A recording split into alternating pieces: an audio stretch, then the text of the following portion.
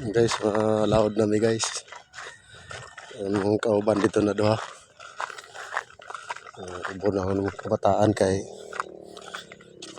may klase karon Domingo man.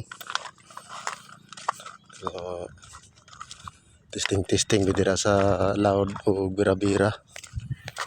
Ang isad mangundak. Karon libre na ang pangsura, ng ulam-ulam. Tapos basig maka-remedyo pa ta og pampagalog bugas. Duha na trapal kaya aron dili sila mainitan. Amurot pa meron og bato.